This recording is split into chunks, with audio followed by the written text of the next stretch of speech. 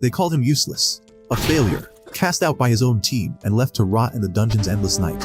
His cries went unanswered, his hope shattered. But in that silence, something answered. The darkness itself reached out and forged him into something far beyond human. From the depths where no light dares to shine, he rose with power that defied gods and an army that bows to no king. Now, the weakling they abandoned has returned, not for mercy, but for vengeance. The story begins in a magical world shared by 9 races. Dragonutes, elves, onests, dwarves, demons, dark elves, centaurs, beastfolk, and humans, from whom a young adventurer called Light was born. Wanting to give his family a better life, Light says goodbye to his hometown and sets out to explore for money and power. After reaching a big city, Light gets shoved around by the crowd, but he continues searching for the Adventurers Guild. When he finally enters the guild, he introduces himself to the receptionist, who asks if he wants to register as a fresh adventurer. As he nods, she explains that he'll start from the lowest F rank and then asks if he has a special ability. Light responds that he has an unlimited gacha ability, which allows him to roll for random cards and summon them. To demonstrate, he summons a broken fork in front of her, leaving the receptionist completely speechless. Embarrassed, Light tries to act like silverware isn't the only thing he can summon, but his next rolls just give him a bunch of rotten snacks. Light feels disappointed that his luck has decided to betray him at the worst possible moment, and the receptionist confirms that he deserves the pathetic F rank. After receiving his adventurer's card,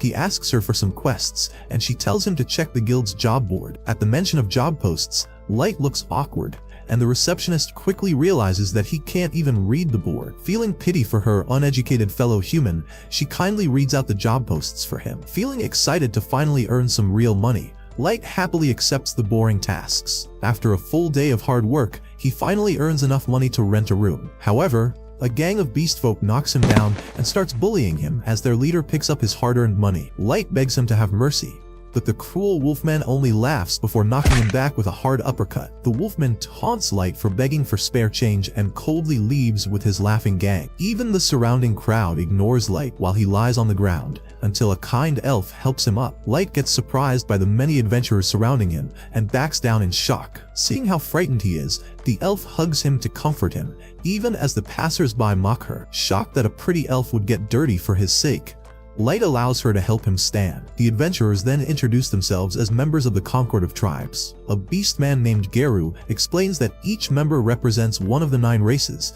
and the elf introduces herself as Sasha. She introduces the rest of her companions: Drago, Diablo, Obero, Nano, Sion, and Santor. With 8 of the 9 races already represented, Light learns that the Concord is searching for a human member to complete their unity of all races in the world. As Geru reaches out his hand to invite him, Light feels stunned that someone actually needs his help, then happily accepts the invitation. Soon, Light begins exploring a cave dungeon called the Abyss with his new group. When a huge worm beast tries to attack him, Geru chops it apart before it can hurt him. But another worm sneaks up behind Light, so Sasha quickly takes it down with her bow. She scolds Light for being careless and reminds him that they are exploring the world's most dangerous dungeon where he could easily die. She sits down and takes care of his wounds. Noticing how she's acting like his mother, the other party members begin teasing Sasha for spoiling Light so much. Blushing furiously, Sasha tries to act like she doesn't care about Light at all, claiming she's just protecting a fellow member. But as the party ignores her weak excuse, Sasha only gets more defensive. Drago steps in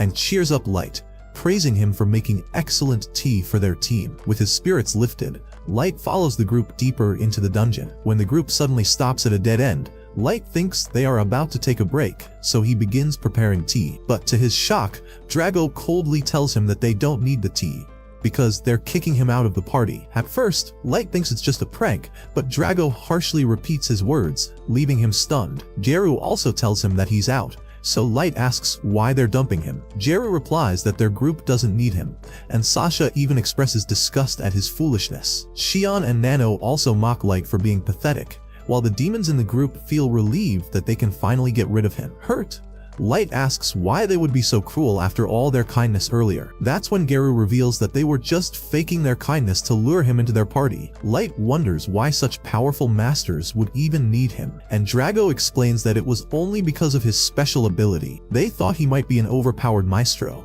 but it turned out his ability was trash. Light protests that his unlimited gacha ability never seemed useful, and Geru mocks him further, saying that as a talentless human, he is just dead weight. Shocked and devastated, Light realizes they were only using him and that it took them this long to finally dump him. Meanwhile, Sasha feels relieved, saying she can now marry her master instead of ending up with the pathetic human boy. Overwhelmed by this shocking betrayal, Light barely has time to react before Drago tells Geru to finish him off. Light suddenly realizes the danger he's in, but as he sees their hostile stares, he understands they plan to kill him to prevent him from ever getting stronger and seeking revenge later. Geru slashes his cheek with his claws, and as Light looks at the blood flowing, the rest of the party watches coldly. Light tries to run, but Sasha shoots an arrow at his leg to prevent him from escaping. Struggling in pain, Light collapses, and Geru takes pleasure in his suffering by kicking him hard in the stomach before brutally beating him. Sasha finally stops him,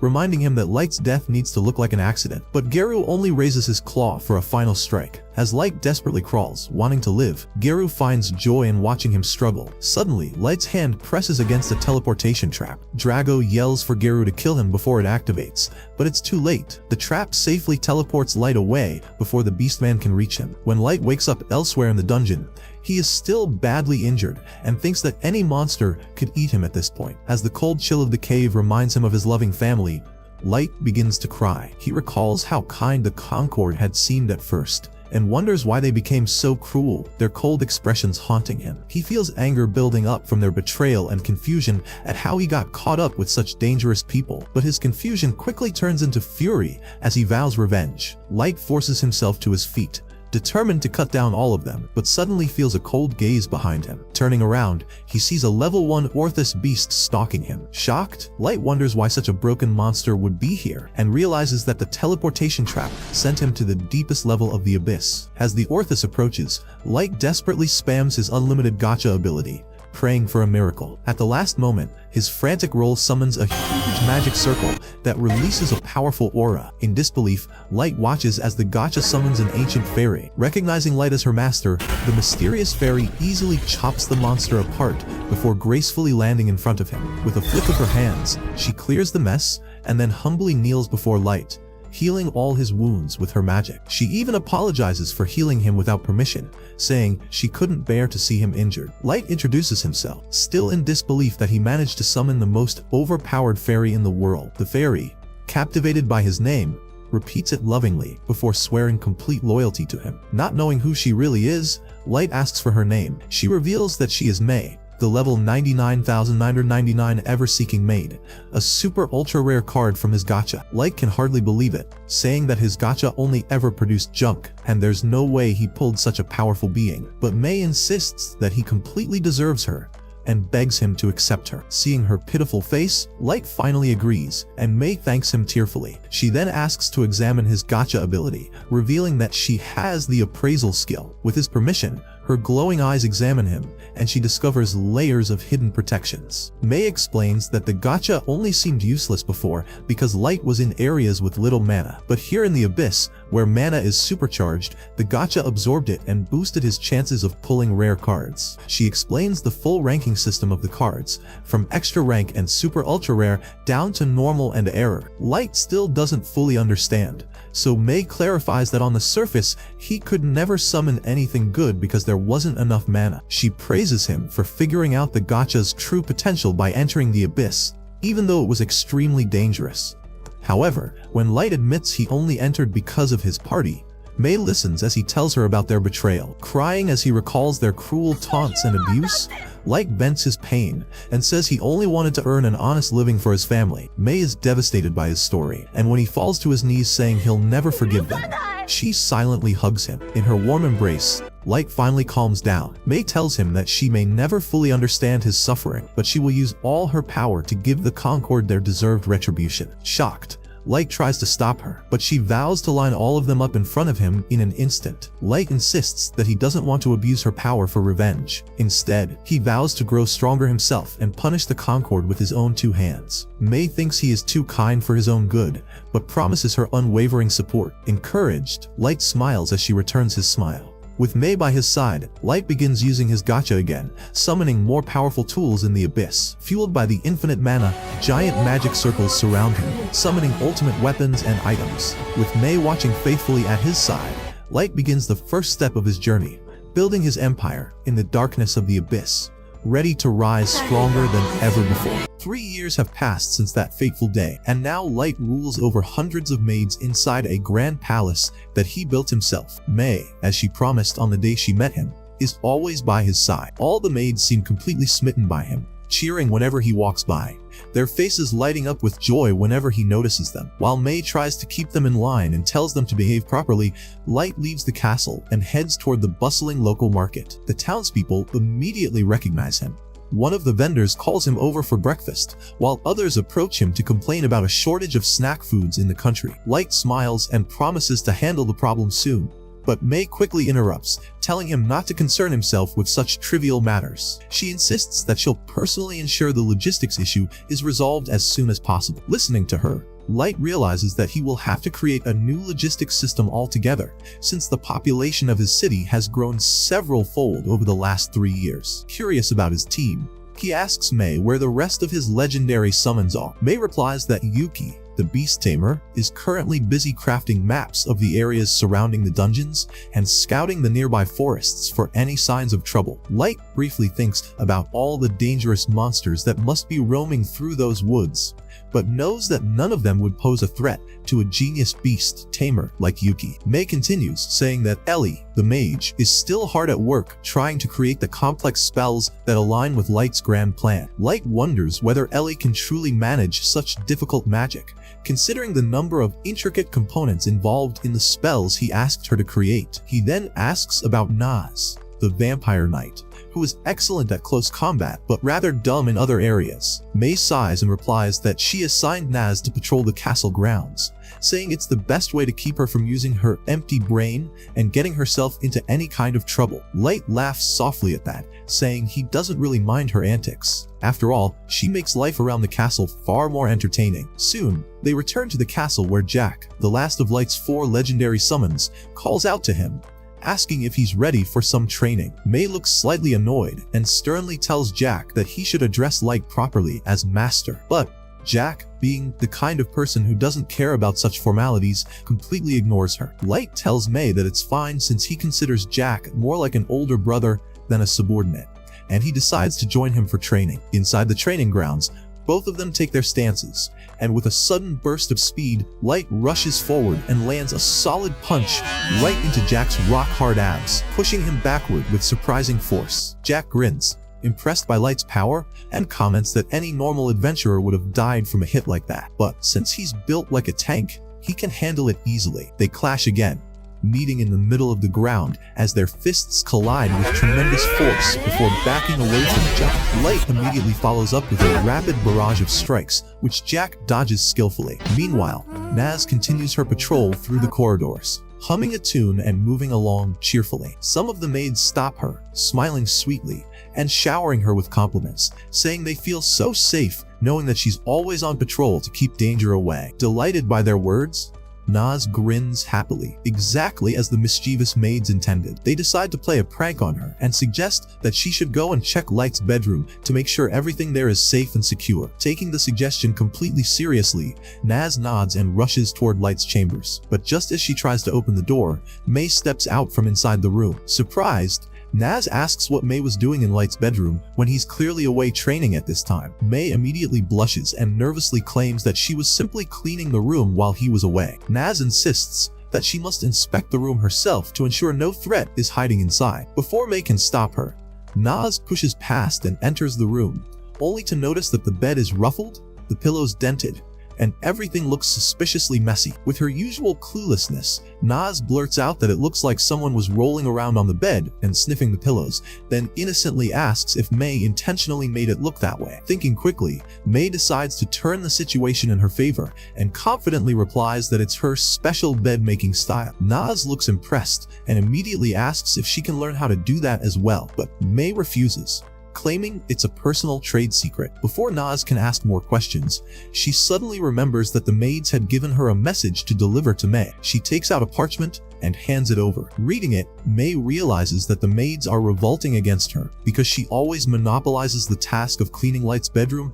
and never lets them do it. Trying to stay composed, May tells Naz not to worry about it and that she'll handle the issue herself. To keep Naz quiet about what just happened, May hands her some spare coins as a bribe. Ecstatic, Naz skips away happily, heading straight to the market to spend her newfound fortune. After looking through various stalls, she finally decides to treat herself to fluffy pancakes and a glass of fresh milk. Feeling pleased, she marches back toward the castle, where she spots Yuki sitting on a high balcony. She asks whether Yuki's work in the forest is done. Clearly exhausted and unimpressed by Naz's childishness, Yuki holds up the completed map and says she's already finished what May requested. Naz congratulates her and returns to her patrol, eventually entering the grand throne room. Seeing it empty, she starts yelling and singing loudly, enjoying the echo. Then, feeling playful, she jumps onto the throne itself, pretending to give royal orders. In her carelessness, she accidentally breaks one of the wings off an angel statue beside the throne. Horrified at what she's done and terrified of May's wrath, she hurriedly tries to stick the broken piece back in place before bolting out of the room in a panic. Back in the training grounds,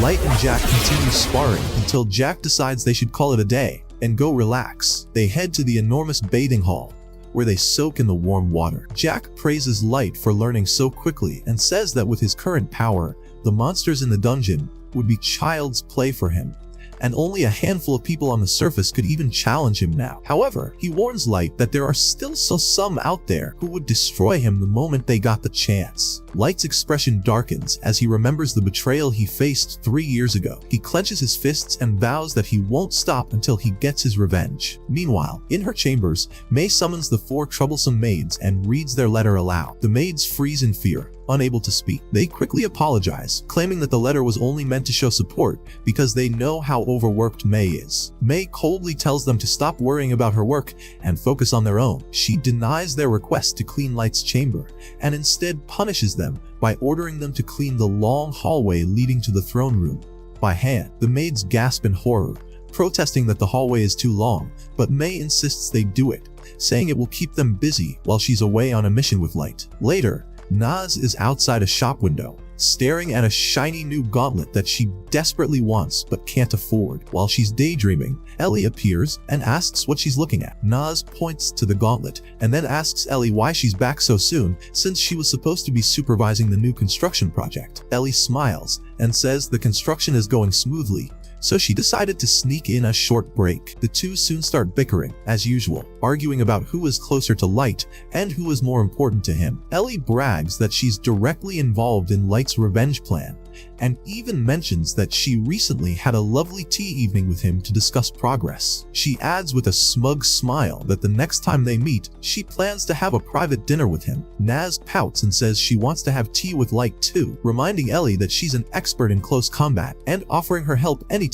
Ellie laughs softly and tells her she'll keep that in mind before walking off, leaving Naz to return to her brainless duty. Back at the castle, the 4 maids who were punished start gossiping again, complaining that May is no better than the angry little mustache man from Germany. They wonder if they should go behind her back and tell Light everything, but none of them dare to face her wrath. One maid points out that the reason Light seems so attached to May is because she was his very first summon. Another adds that it took Light 2 whole months after summoning May to finally summon Yuki, meaning the 2 of them were alone together in the dungeon for that entire time. Overcome by jealousy, the maids start rolling on the floor, ranting nonsense, and even trying to perform voodoo magic to make May disappear. Unfortunately for them, May overhears the commotion and storms into their room. Cornered, the maids panic and apologize frantically, claiming they were just jealous and didn't mean any of it. May crosses her arms and tells them to stop letting their fantasies run wild.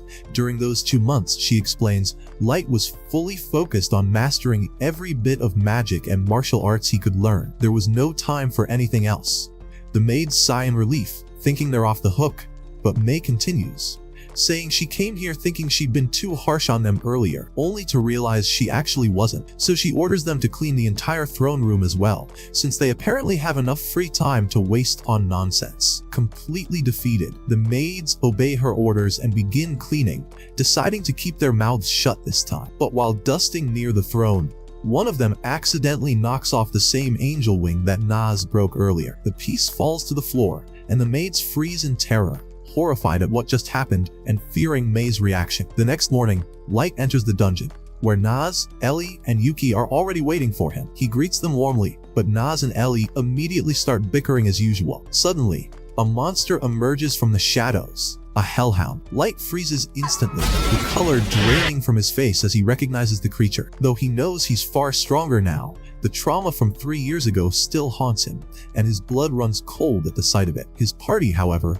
reacts very differently. All 3 of his legendary summons burst out in fury at the sight of the beast that terrifies their master. Naz unsheathes her blade, ready to chop it into tiny pieces, while Ellie asks for permission to eradicate the entire species of hellhounds from existence. Yuki growls that she'd rather find the gates of hell itself and throw this creature straight into its deepest pit. Their combined aura is so overwhelming that the hellhound whimpers and begins backing away in terror, fully aware that it's completely outmatched. Light takes a deep breath, regains his composure, and gently calls his team to stand down. He steps forward, pats the trembling beast on the head, and reminds himself that even a joking command from him could cause his summons to wipe out the entire race of hellhounds from the world. After a moment, he turns back to his team and tells them it's time. They will now head toward the surface and begin their long-awaited plan of revenge. Meanwhile, in Jeru's hometown, the villagers shamelessly bootlick him to get into his good books. While arrogantly striding through town,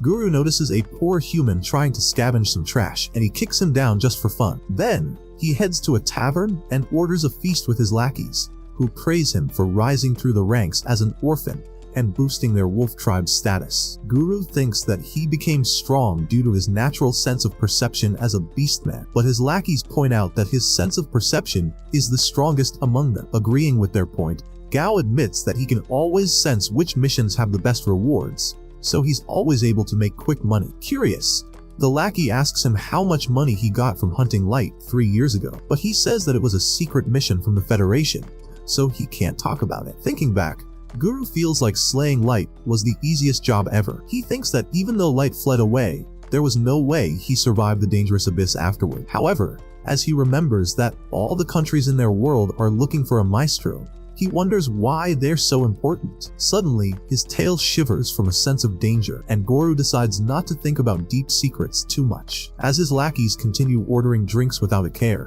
Mei interrupts their chatting. When she tries talking to Gao, his lackeys start screaming at her for talking to their master without permission. He silences them and asks Mei what she wants. She introduces herself as Light's first maid. At her mention, Gao is shocked, and she tells him that she's been searching for her missing master. Mei explains that Light is actually from a noble family, and that his family has been searching for him. Gao refuses to believe that a harmless wimp like Light could be from a noble family, but after Mei insists, he decides to listen to her. While he is excited to make money, Mei sheds tears, saying that her master might have perished in the treacherous abyss. In front of everyone's shocked eyes, she offers a briefcase full of pure gold. If Guru helps her see the place where Light was last seen, still feeling like it's a trap, Guru accepts the job, since he thinks Mei can't threaten him as a human. On the surface, he acts like Light was a brother from his party, and that he would help her see him even without the money.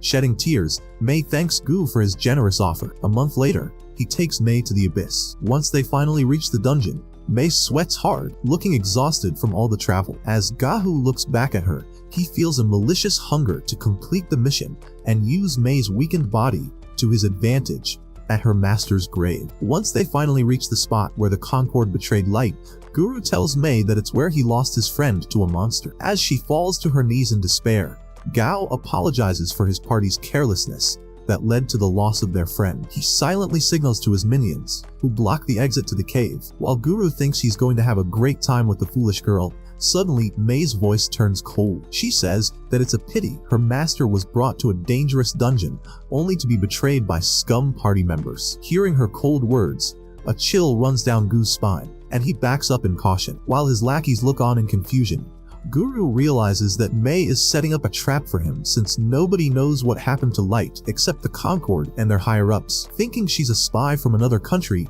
Guru asks for Mei's identity. She scoffs, saying that she is only loyal to her master, Light. After declaring that she'll make Guru pay for his crimes, Mei looks back with a fierce glare that leaves him paralyzed with fear, thinking that human women are just pieces of meat to use. Guru feels shocked that Mei has the power to threaten him. As Mei stares at him like he's a piece of trash, Garu thinks he's dead. However, a hooded figure suddenly appears and stops her before she can take any action. As Light announces that he'll take revenge on Garu himself, Giru's minions start mocking him for threatening them as a pathetic human. Watching in horror, Giru is speechless as Light removes his hood to reveal his face. He smiles and waves at Garu's pack. While the minions wonder who he is, knowing that Light is only level 15, Gao starts laughing at his ideas of taking revenge on a level 150 monster like him. Unamused, Light watches as Guru threatens to use his corpse as a stepping stone for his achievements. However, Light points out that instead of carelessly threatening him,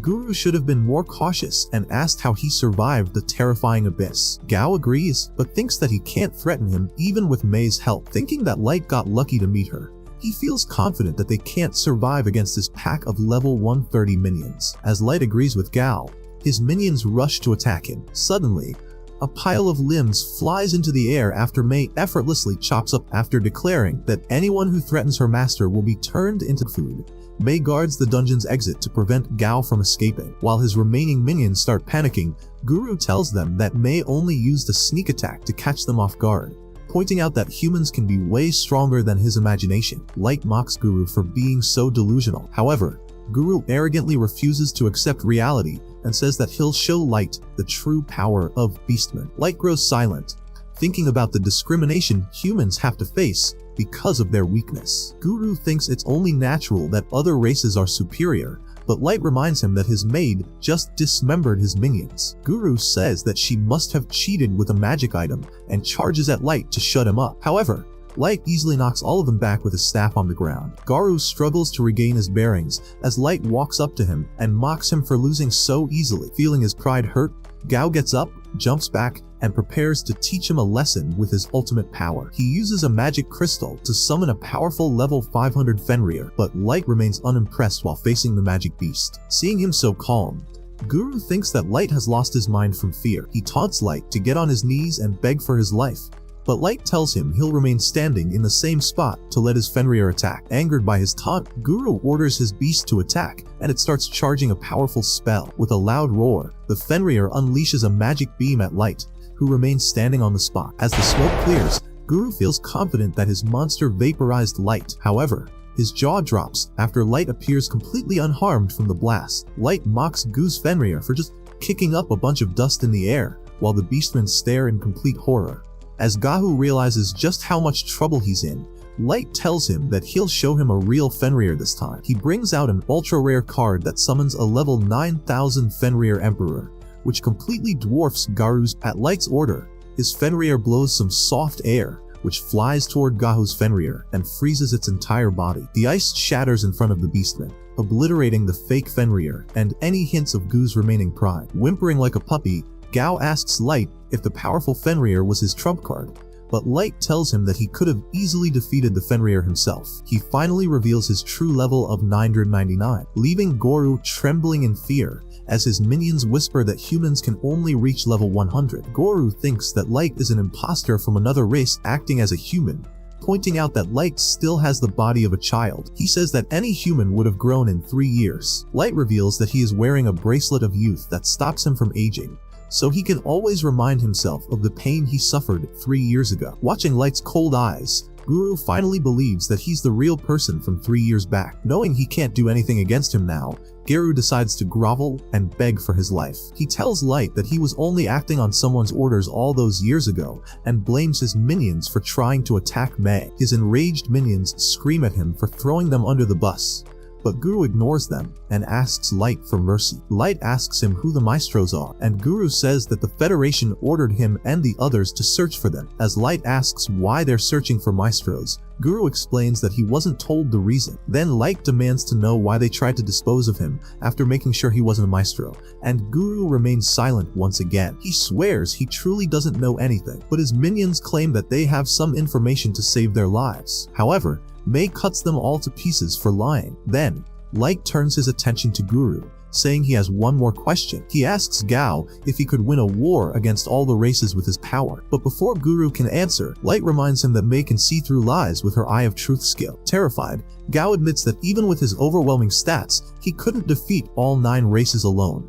as they've spent hundreds of years stockpiling weapons, armor, and magical items. At his answer, Light nods, agreeing that a single person can't take on the entire world, even if they reach level 999. This leaves Guru confused, and Light tells him that he has some more questions for him once they arrive at his base. He uses a teleportation card that surrounds them all and takes them away, leaving the dungeon floor as a bloodied mess. After opening his eyes, Gao looks around to find himself surrounded by powerful figures everywhere. All of the powerful beasts, maids, and soldiers pay their respects to Light as he walks forward to his throne. After Light ascends the stairs and sits on his throne, he tells his servants to stand straight and show their stats. All of the servants release their auras, with everyone over thousands of levels, each beyond Garu's comprehension. Even the lowest guards are at level 1500. While Light's leading maids are all maxed out at 99999. He tells Gao that these are all his soldiers that he has prepared in the last 3 years, asking if the forces are enough to defeat all the kingdoms on the surface. As Garu struggles to keep his sanity,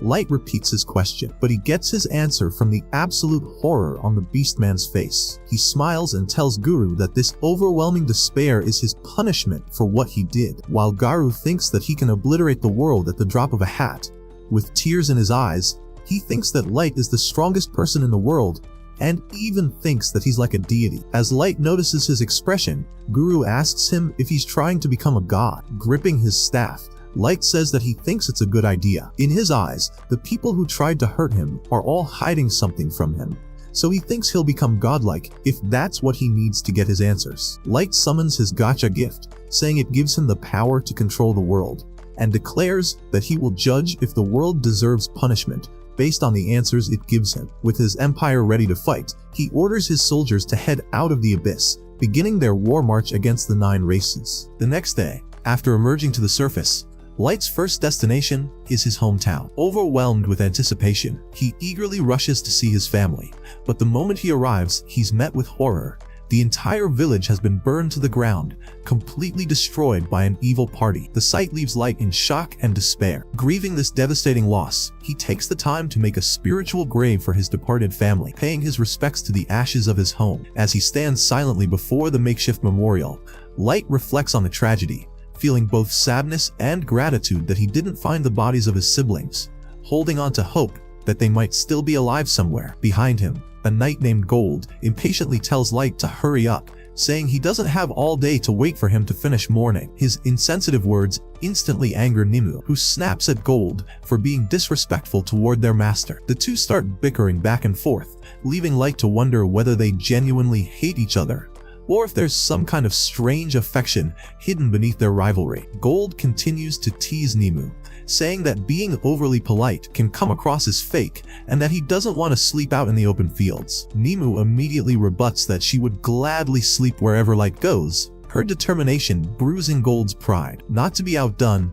he declares that he would follow his master to the deepest pits of the underworld out of complete loyalty, though he still grumbles about sleeping outdoors. Light cuts their argument short, reminding them that they have more pressing matters to handle. They need to find out who destroyed his village. Despite their immense power, enough to take on all 9 races combined, Light insists that they must act carefully and gather information first about the hidden strengths of the other nations. Deep down, he believes that the destruction of his village is connected to the mysterious forces of the world, powerful entities who are aware of his true identity and status. Anger wells up inside him as he remembers his parents' fate, and his aura turns bloodthirsty, filling the air with an ominous energy. Gold quickly warns him to control his emotions before they draw unnecessary attention. Taking a deep breath, Light agrees and puts on a fool's mask to conceal his identity, silently vowing to his parents that he will avenge them one day. Once their preparations are complete, the trio takes off into the sky,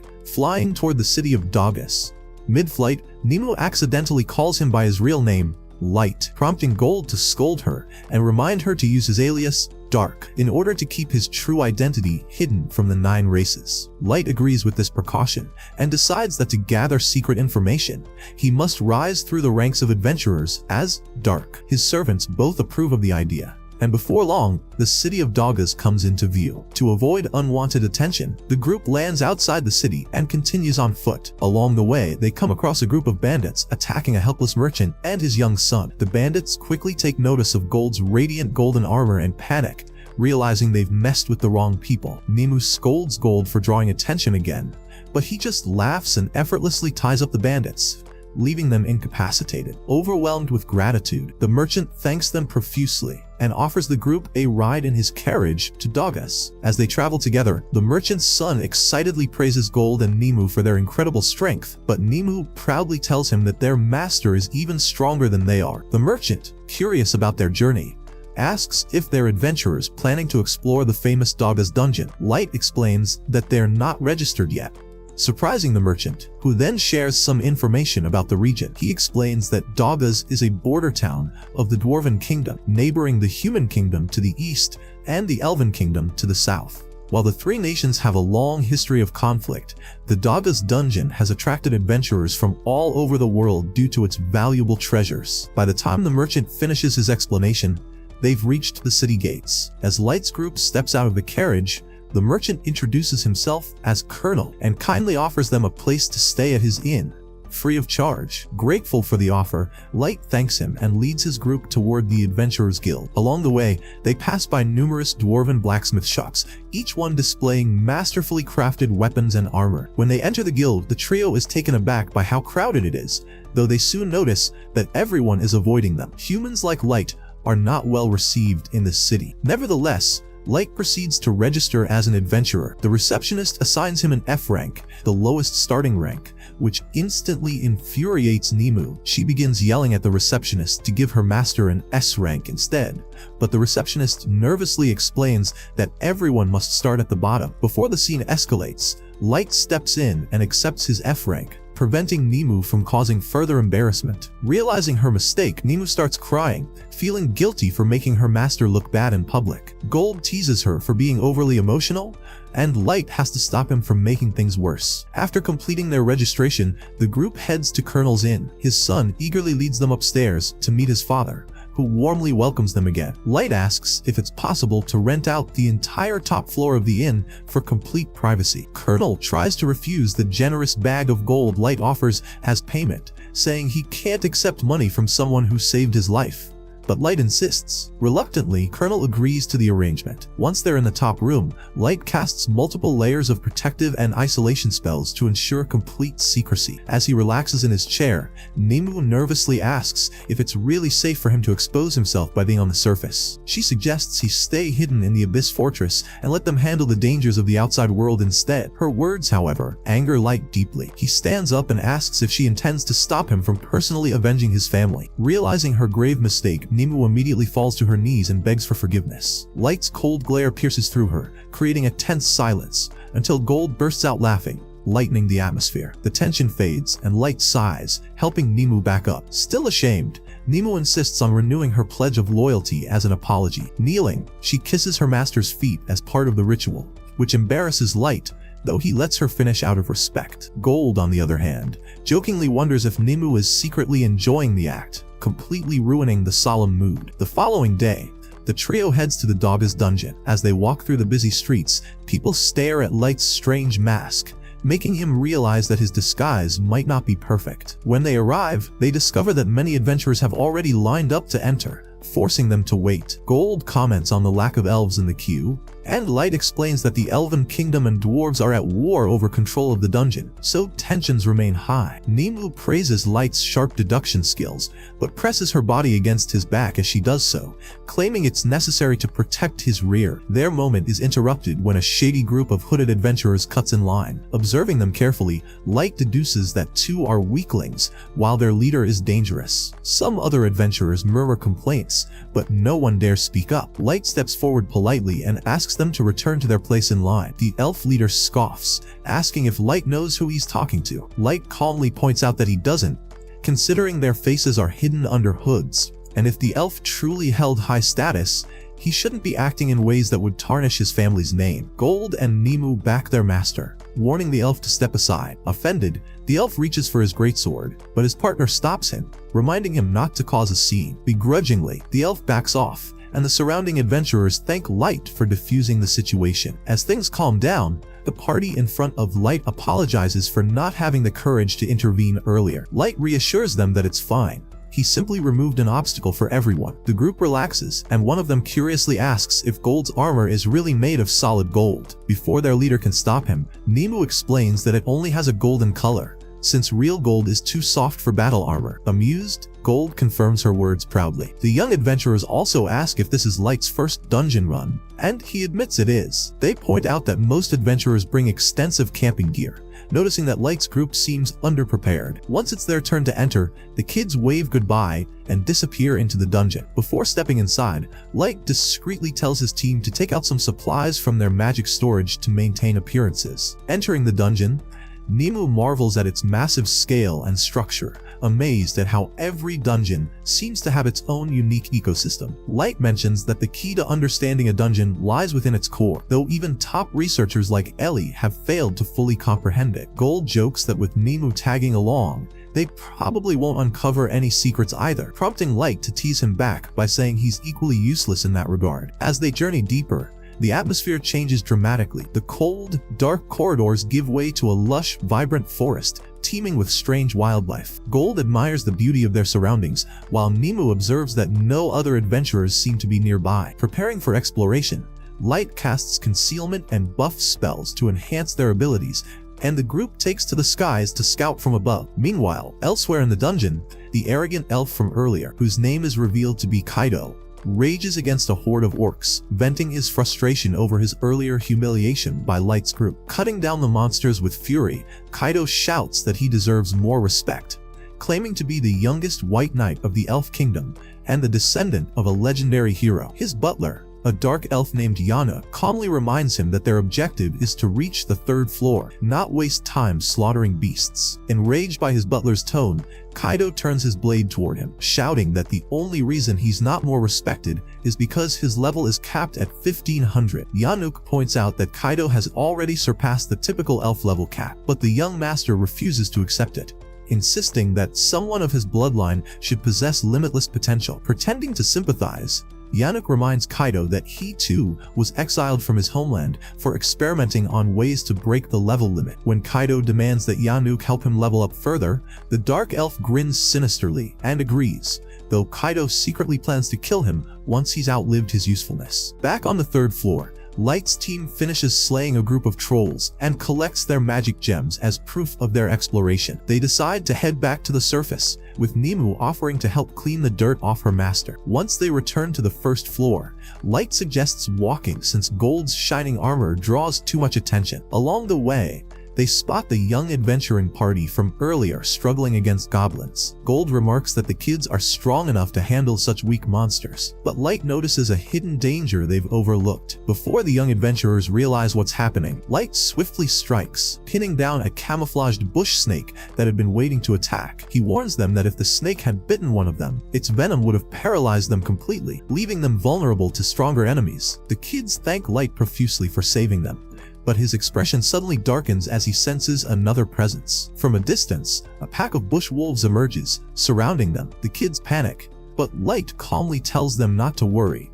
The wolves aren't the real threat. The beasts rush past harmlessly, avoiding the group entirely. Before the kids can comprehend what's happening, a massive shadow looms over them, a 4-scythed mantis behemoth, an ancient monster species thought to have gone extinct over 10 years ago, towers above them. The children stare in horror, realizing that the real battle has only just begun. The kids wonder how the Montes appeared, since its species supposedly went extinct over 10 years ago. And as they prepare to run away from the monster, Light casually asks if he can just hunt it for himself. Nemu warns him that the Montes is level 500, and the kids insist that Light's group should leave because they think the creature is too powerful for them. Before they can argue further, the Montes charges, and Gold takes the lead, blocking its attack with a heavy clash of steel and chitin. After exchanging blows, Gold quickly realizes this is not an enemy he can underestimate. Light follows up with a fire arrow spell, but the insect reflects it with its hardened side, sending sparks across the field. Watching this intense battle,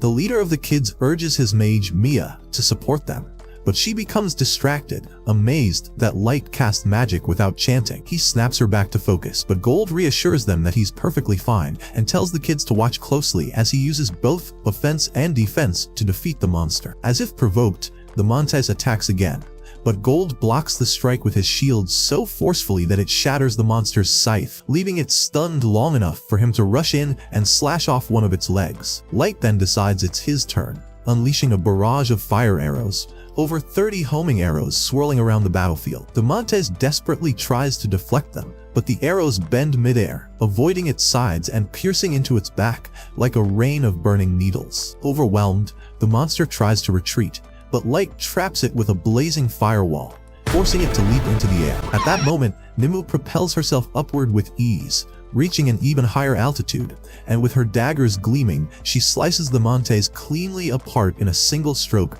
reducing it to shattered fragments. Feeling proud, she begins bragging, only for Gold to mock her for acting like a child. When he reminds her that she ruined all the monster materials with her reckless slicing, she panics while the kids stare in awe, shocked that Light's group defeated such a terrifying creature so effortlessly. After Nimue apologizes to Light, the kids search through the remains and miraculously find a perfectly intact monster gem. Gold praises their luck, relieved that Nimue didn't accidentally destroy it. Light assumes the core will be enough proof for the guild to increase their rank, but when the kids ask if they're a rank-up party, he tells them they're actually F rank, which sends the entire group of kids into an existential crisis. Mia then conjures a giant water bubble to help Light's group wash off the blood and dirt, and while Gold compliments her magic, Light steps up to clean his hands and invites everyone to join him. Grateful, the kids say it's the least they can do since he saved their lives, and they offer Light a place to stay for the night. Light hesitates, not wanting to burden them, but the leader admits that his sister Mia is desperate to ask Light about his incredible magic.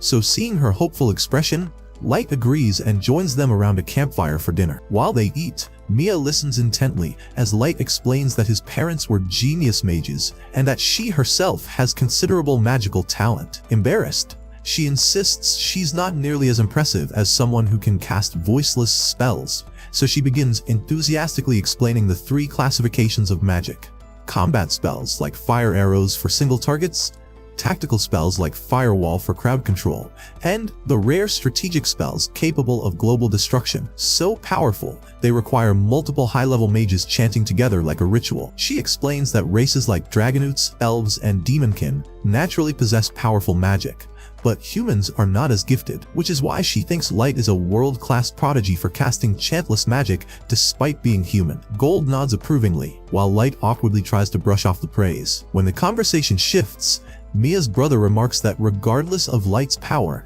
he seems like a genuinely kind person, and he encourages Mia, saying she'll surely succeed after getting into the Duchy's legendary magic school. Light grows curious about the Duchy, a nation formed cooperatively by all 9 races, and Gold comments that Mia must be incredibly talented if she was accepted into the best magic school in the world. But her brother then reveals the sad truth. Although Mia was accepted, she couldn't attend because their parents, who would have paid her tuition, died during an epidemic, leaving the 2 siblings to fend for themselves by forming an adventurer party with Gimra and Wordy to earn money. Still, her brother stays hopeful that someday he can save enough money to send her to the academy to fulfill her dreams. Feeling guilty, Mia tells them not to worry so much about her, and Light, watching the 2 siblings care for each other, remembers his own little sister. He encourages them not to give up, firmly believing they have the talent to rise to the top, and Mia blushes when he specifically compliments her abilities. When the leader asks Light why he became an adventurer, Light recounts the story of the fire that killed his family. Nimue explains that the fire left Light with severe burn scars, and she and Gold are traveling with him because Light's family once helped them, and this is their repayment of that kindness. After hearing Light's tragic past, the lively atmosphere becomes somber, so Gimra tries to lighten the mood by teasing Nimue and Gold about being a couple. Nimue instantly denies it, saying she'd never fall for a narcissist like Gold, and Gold retaliates, saying he'd never like a brat like her. Gimra then shoots his shot by proposing to Nimue, but she proudly declares that her heart belongs to Light, prompting Gold to angrily call it a waste to dirty their master, and the two continue bickering late into the night. Elsewhere, Kaido slices down a monster while Yanak praises him, but Kaido gets irritated, complaining that his legendary sword, Grandius, was meant to slay heroes, not cut through weak creatures. Yanak calmly reminds him that he needs all these monster samples for experiments related to breaking the level limit. With enough samples collected, Yanak decides they need to begin gathering human specimens next. A few weeks later, Light returns to the Adventurers Guild with a mountain of rare materials, and the receptionist fawns over him for providing such precious items. Nemu proudly claims their master deserves an S+ rank, but Light ignores her overenthusiasm and simply asks for the payment. As they leave, his servants notice how much friendlier the guild has become, and how the people whisper in awe about the group that defeated the terrifying Montes. Feeling secretly pleased by his growing fame, Light is confused when a group of adventurers asks if he's from the Black Lily, the nickname the townsfolk have given his party. Nemu steps in aggressively, suspicious of their intentions, but the adventurers, Suvalin and Gilbert, reassure her and explain they only want to know how Light reached the deeper floors and defeated the Mantes. Gilbert expresses doubt that the rumor is true, which enrages Nemu, causing her to hold a dagger to his throat. Suvalin quickly explains that they're just excited, not hostile, and says that seeing powerful humans gives people hope. His party calls him back, so he leaves, while nearby adventurers from other races scoff at humans for having such delusions. Seeing their disdain, Gold tells Nemu that they'll silence critics with results. When Light's group reaches the dungeon entrance, he suggests heading straight to the 5th floor, but they spot Mia's group nearby and descend to greet them. Mia, shy and nervous, steps forward and hands Light a healing cream she made for his burn scars, apologizing that it won't cure the wounds fully, but will help ease pain. When Light pauses to think, she panics, believing he doesn't want her gift, but he accepts it warmly. Wanting to repay her, Light draws a card from his gacha and materializes an elegant bracelet, an SSR wish bracelet capable of granting a heartfelt desire. Mia hesitates, but with gentle encouragement, she puts it on and beams happily, vowing to treasure it forever. That night, Nemu asks if it was wise to give such a rare item to Mia, but Gold says it was the right thing to do since it was a genuine exchange of kindness. Reaching the snowy 5th floor, they note the lack of people, and while Gold likes the quiet, Nemu mocks his shining gold armor for ruining stealth. Light instructs them to hunt yetis, and then teleports home. At the palace, his 4 maids greet him joyfully. Mei serves tea and asks about his trip. Ellie reports that preparations for the final war are nearly complete, and Mizuna eagerly asks what her special mission should be. Knowing she's too unreliable for anything complex, Light tells her to simply guard the castle. Mizuna, impatient for her own role, demands Ellie finish her preparations quickly. As Light sips his tea, he looks forward to the day he finally destroys Sasha. Meanwhile, Suvalin's party rests on the dungeon's 3rd floor. Suvalin asks Gilbert what he thinks of the rumors about Light, and Gilbert says it's impossible for a human to be that strong. Suvalin reminds him that Mia witnessed everything, so Light might actually be a reincarnated hero, a thought that fills them with hope for the human race. Later, Suvalin goes into the forest to relieve himself, but when he returns, he finds Gilbert's severed head on the ground, and Kaido standing beside it, irritated that Suvalin took so long. Horrified, Suvalin realizes the elite elf killed his entire party in moments. Kaido mocks him, crushing Gilbert's head while demanding Suvalin get angry, but Suvalin, staying level-headed, uses a smoke grenade to flee. He believes the elf won't be able to track him through the smoke, but Kaido easily spots him and hovers through the air using flight magic. He knocks Suvalin down effortlessly. Before Kaido can finish him, Yanak knocks Suvalin unconscious with his rod and scolds Kaido, furious that he killed all the humans. Yanak needed live subjects for his experiments. Kaido argues that one subject should be enough, but Yanak insists he needs many, because failures are possible. Smiling with twisted delight, the Dark Elf declares that humans are nothing but worthless vermin, perfect fodder for his cruel research. Meanwhile, Light and his party returned to the Adventurers Guild after a few days. The moment they arrived, Nem demanded that the receptionist immediately promote Light to S rank, because, in her opinion, he didn't deserve anything less. The receptionist nervously explained that such a thing wasn't possible because the guild followed a strict ranking system. She reminded Nem that they had already made an exception just a few days ago when they promoted Light straight to D rank after he killed the Scythe Mantises. However, Nem's constant harassment overwhelmed her, and eventually the receptionist caved, saying that if Light achieved another major feat, he might earn yet another promotion. Light liked the idea and decided to pursue the rumored adventurer hunter who had been targeting only humans. That night, he told Gold and Nem about his plan, and they agreed that capturing the adventurer hunter could indeed secure him a promotion. Unfortunately, they had no clues about where to begin their investigation. As they brainstormed for ideas, Light suddenly noticed someone approaching them.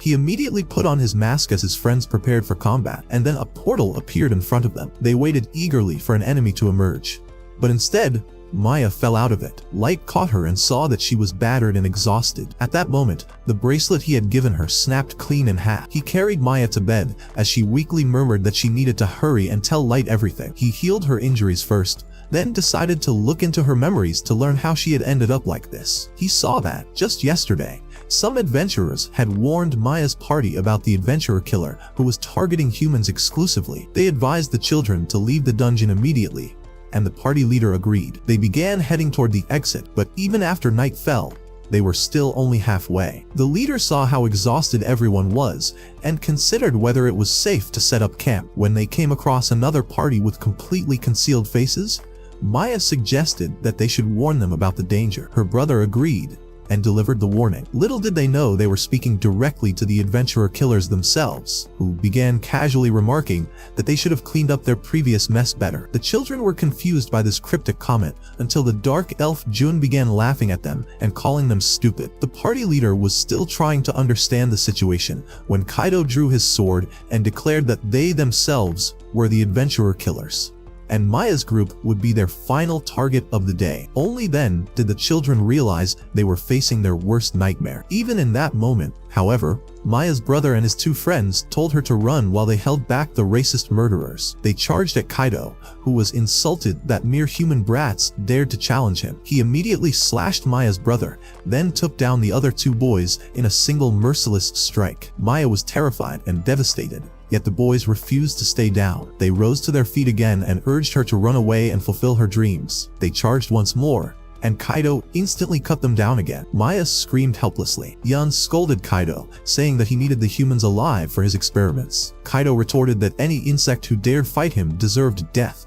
and pointed out that he had left one alive. Yan reluctantly accepted that and approached Maya, but Kaido commented that he wanted to have some fun with her first. Jun told him to do as he wished and left, while Maya trembled in fear. Kaido mocked her, saying she should be grateful that a future legend like him was willing to use a filthy human. Maya couldn't even speak, but suddenly her brother rose again, telling her to run. Yan was impressed by his determination and told Kaido that he wanted to preserve the boy for experiments. But Maya's brother understood he had no chance of surviving his wounds. Still, he intended to risk his life to save his sister. He told her to run and live a long life, and in desperation she obeyed. Yan ordered Kaido to capture her, but Kaido grew irritated because he didn't want to take orders from anyone. He decided to finish off the boy first. The boy murmured the words Gold had once told him.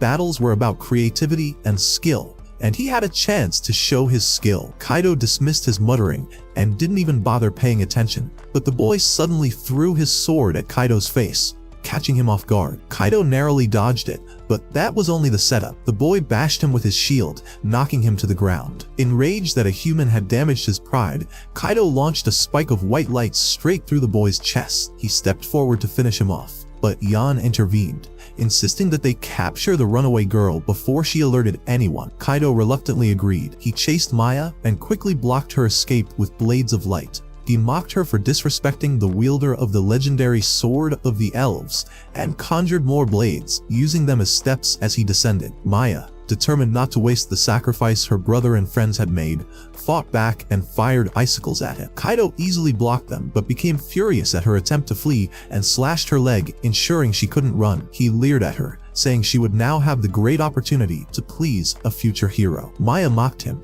calling him nothing more than a bully who hurts the weak. She said the only person she had ever met who deserved to be called a hero was Light. Her words struck Kaido deeply, reopening old wounds. After all, he had been called a bully by other elves his entire life. When she called him a spineless loser, he snapped and sent blades of light to kill her. In desperation, Maya wished for a way to escape and reach Light, because he was the only one who could help. Her bracelet granted that miracle and teleported her directly to his room. Now that Light knew her entire story, he told Nem and Gold that they needed to move immediately. Back in the dungeon, Kaido returned to Yan, who was healing Maya's brother, still barely alive. Yan asked what happened to Maya, and Kaido replied that he assumed she had teleported there to save her brother. Yan exploded in frustration, demanding how a former member of the powerful White Knights could lose to a mere human girl. Kaido grew angry, saying he couldn't have known she possessed a teleportation item. Hearing that made Yan panic. He realized that if Maya reached the guild and told them everything, the Elven country would quickly learn of it and send the White Knights to arrest them and reclaim the legendary sword Kaido had stolen. Kaido lost his composure upon hearing this. He knew how powerful the White Knights were, especially their captain, who was over level 3000. He stomped the ground in frustration, but Yan reassured him that if he completed his research, Kaido could break through his level cap and surpass even the White Knight captain. Hope returned to Kaido, and Yan insisted they needed to find a safe location to continue his research. But before they could move, Light arrived and told them they weren't going anywhere. The elves recognized him from before and were shocked at how he had appeared behind them so silently. Light ignored them at first, putting the two boys to rest. Gold brought the injured leader to him and remarked that his wounds had been poorly healed. The elves were stunned.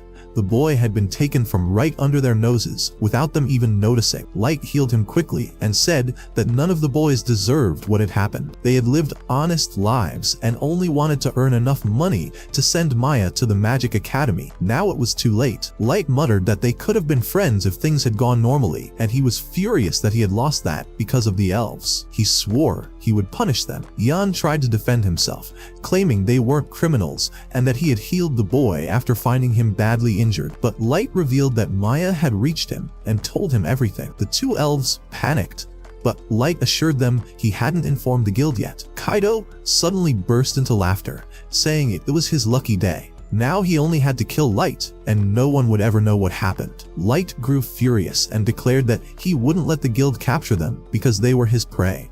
He released a murderous intent and told them he would rip them apart with his bare hands. Then he ordered Nem and Gold to stay out of the fight, and they obeyed without question. Light advanced toward the elves. Kaido, enraged by his confidence, lunged at him and swung his sword with full force. Light effortlessly blocked it with his staff. Kaido was stunned, but attacked repeatedly, and Light blocked every strike with ease. Yan was in disbelief, while Gold and Nem scoffed that Kaido was a weakling who couldn't even control his rage. Light himself became annoyed with Kaido's sloppy anger, parrying one attack so forcefully that Kaido lost his balance. Light struck him hard in the chest, knocking the wind out of him. He mocked the elf, saying he had expected better. Infuriated, Kaido stood and unleashed the full power of his legendary sword, firing blades of light. Light dodged the first blade, which hit the ground and transformed into an ice crystal. Surprised, Light realized the blades were enchanted with different elements. He kept dodging, though he noted that they were too weak to harm him, even if he stood still. Suddenly,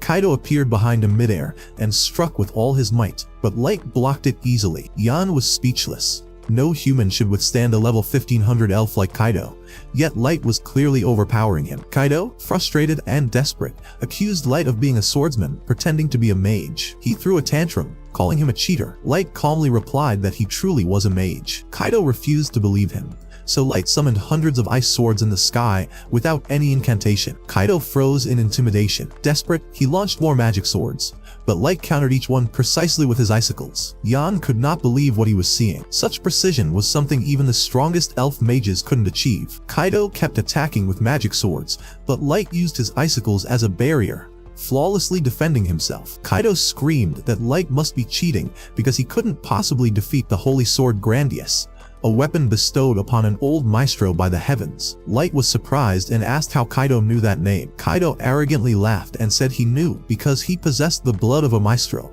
and was known as a submaestro. Hearing this, Light immediately changed his plans. It was the first time in ages he had heard any information about the maestro. He told Gold and Nem that instead of killing the elves here, he would capture them and take them to the abyss, where he would use every method possible to extract every grain of information from them before rendering judgment.